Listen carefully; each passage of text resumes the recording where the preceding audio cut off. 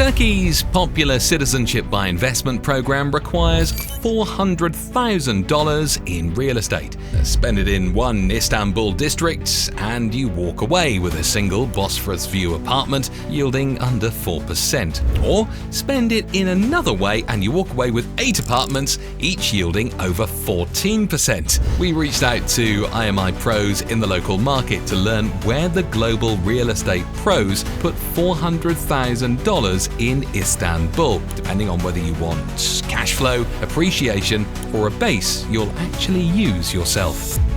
So let's start with the basics. Turkey's Citizenship by Investment program is the world's most popular direct CBI program. Since the Turkish government dropped the minimum requirements in 2018, more than 45,000 investors have used the program to acquire Turkish citizenship. The headline threshold is $400,000 in property.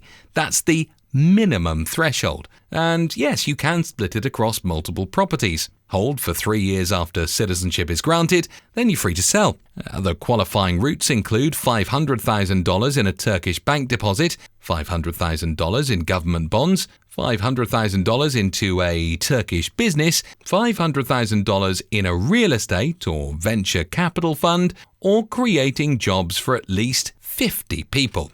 But real estate is by far the most common route as proven by our local contacts, and the one that gives you a productive asset rather than simple parked capital.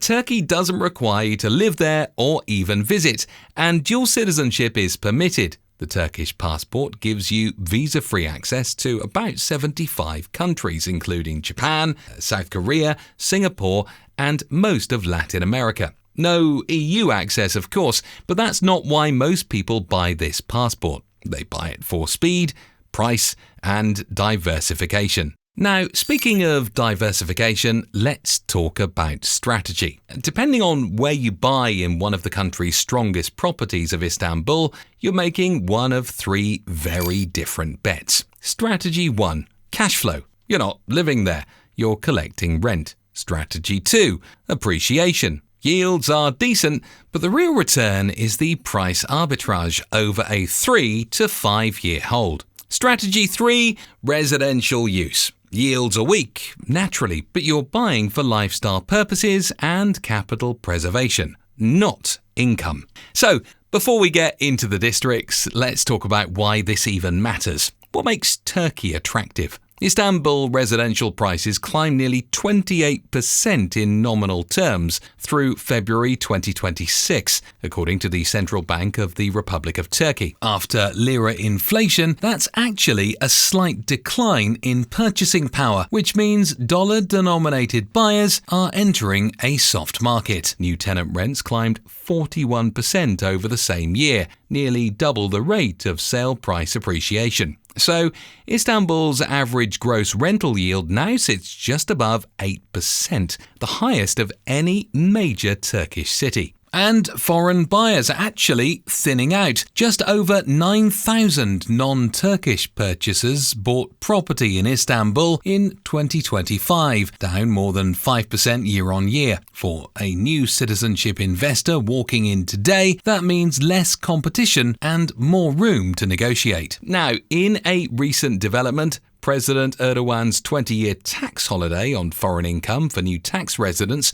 proposed in April, has now passed by Turkey's parliament. It is a direct play for the affluent capital that's fled the Gulf since the war. Turkey is positioning itself as the next destination for foreigners looking for a tax-friendly base with a real Mediterranean lifestyle attached. The CBI is on the ramp. The tax holiday will be what convinces you to stay. We'll come back to that at the end of the video. A quick aside before we get into the strategies and prime neighbourhoods. Decisions like this, such as where to put 6 figures in foreign real estate, are exactly what serious investors are debating inside IMI Sovereigns every day. It's a private community of investors and entrepreneurs comparing notes on programs, on strategies, and on where they're deploying capital. One of the tools members use is our all-new global property scoreboard, which ranks the world's top city property markets across 42 critical factors for real estate investing.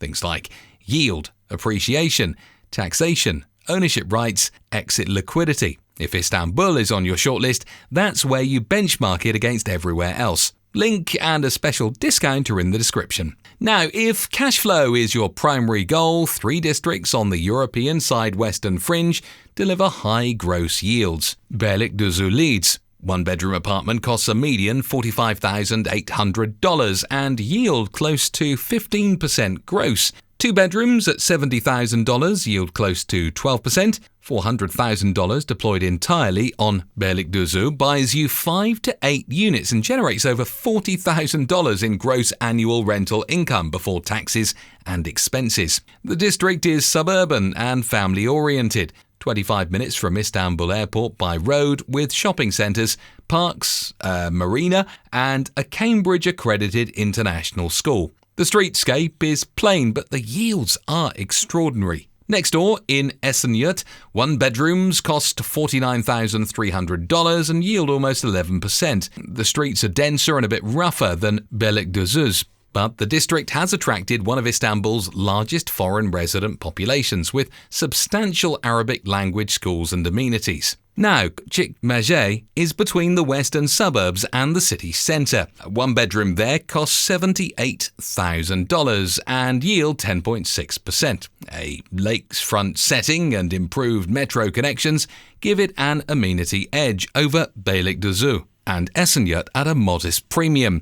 The trade-off across all 3 districts is straightforward. Yields are high because purchase prices are low relative to rents, which is a function of the working and middle-class tenant base. Capital appreciation has historically lagged the premium districts, and the lifestyle offering is thinner. These are pure income plays, not lifestyle ones. But if you'd rather bet on price growth and appreciation than rental yield, the smarter move is buying into a district mid-regeneration. The Turkish government has been pushing urban regeneration projects that replace earthquake-vulnerable older stock with new residential towers. When transit links and zoning changes catch up, prices will likely converge toward the premium next door. The textbook example is Kağıthane. It sits next to Maslak, Istanbul's financial district, separated in some places by a single bridge.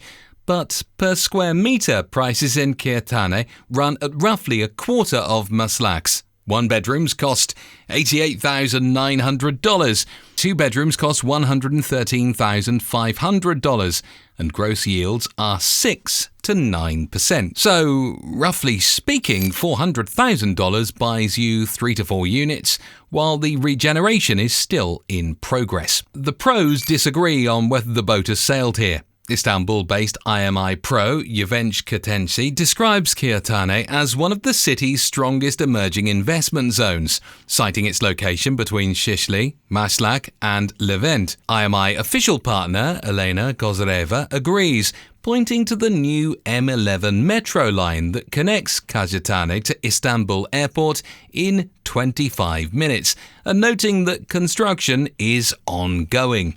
Buyers can still enter while the discount to neighbouring premium districts is open. But Aaron Hawker of IMI official partner CIP Turkey is more cautious. His exact words, over the last few years, the place was Kağıthane, but you may have missed the boat there. Hawker's firm is now focused on Topkapi, where the regeneration model is quite different. The city is moving industry and factories out of the area and replacing them with mixed business and residential development. In Topkapi, $400,000 still buys a new 2-bedroom apartment. Closer to the centre, you'll either pay more than $400,000 or settle for a 1-bed or a studio. Then there's Ataşehir on the Asian side of Istanbul. Katenci flags it as the next major regeneration story, particularly following the development of the Istanbul Financial Centre. Ataşehir falls outside most published yield surveys, but the thesis is similar to Kağıthane's a decade ago. Buy ahead of the build-out. For a more conservative version of this play,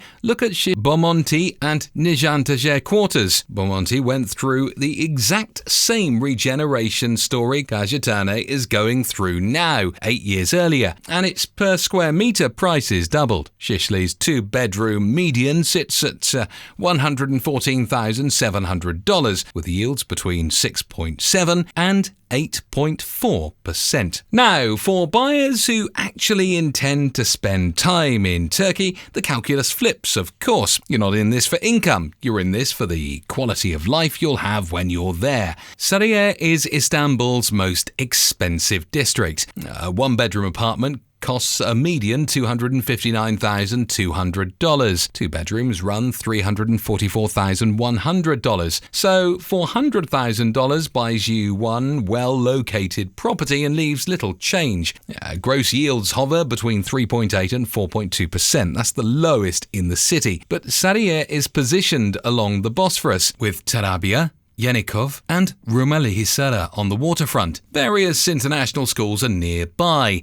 The American Hospital and Lviv Hospital are also within reach. The Belgrade Forest borders the district to the north. Aras Aydin of Immigrant Invest put it simply: Sarıyer is where you go for the best lifestyle. It's green, historic and carries a prestige. Maslak, administratively part of Sarıyer, operates by completely different rules. It's the financial corridor. New build prices run $3,200 to $6,500 per square metre, so $400,000 buys you 60 to 80 square metres of branded high-rise living. Gross yields are 7 to 9% for well-positioned units, driven by a professional tenant base. Katensi notes that Maslak and neighbouring Levent continue to attract high-income local and international professionals. Just south, Beşiktaş is capital preservation play. Kozareva highlights it as a district where scarcity drives the thesis. There's effectively no land left for large-scale development, which keeps good properties liquid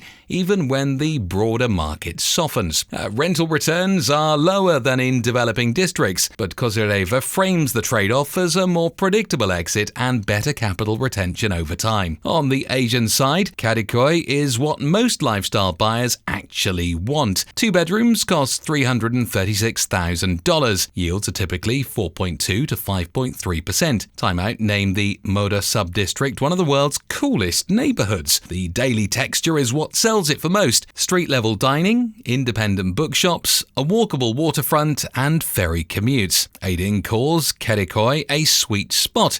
A strong financial return alongside a great walkable coastal life. If Kadıköy is too expensive, Maltepe is the Asian side middle lane. One bedroom costs $142,000 and yield 7.4%. Two bedrooms at $177,800 yield 6.6%. So $400,000 buys two sizable apartments in a district with sea views, green parks and Marmaray rail connections to the European side. Aydin describes Maltepe and its neighbouring Kartal as emerging coastal hubs at lower entry prices with solid growth potential. Of course, the yield figures we've been throwing around are gross and subject to change. Turkey's annual residential property tax is 0.1% of assessed value in standard municipalities and 0.2% in metropolitan areas like Istanbul. Income tax on rental earnings is progressive, starting at 15% and reaching 40% at the top bracket, with a small residential rental exemption of about $1,300 in 2026. After maintenance fees, vacancy and management costs, net yields typically fall 1.5 to 2 percentage points below gross. And the lira question matters as much as the neighbourhood question. Turkey's CBI program prices your investment in US dollars, but your rent arrives in Turkish lira, a currency that has lost approximately 17% of its dollar value over the past 12 months. In that time, though, Istanbul rents have climbed 41% in lira terms. In dollar terms, the picture is more ambiguous. Anyone investing in Turkey for yield or appreciation today is making a bet on the lira, whether they frame it that way or not. Which brings us to where we started. The Turkish passport itself is a tool, but it's the broad called a sovereignty package that's making Turkey one of the most interesting destinations on the map right now. And the biggest piece of that package is President Erdogan's all-new 20-year tax holiday on foreign income for new residents, which just cleared Parliament. We broke down exactly what the tax holiday covers and how it stacks up against the UAE's tax-friendly environment in the video on your screen right now. Subscribe and hit the bell so you don't miss the next breakdown. And comment down below so YouTube shows this video to other investors like you.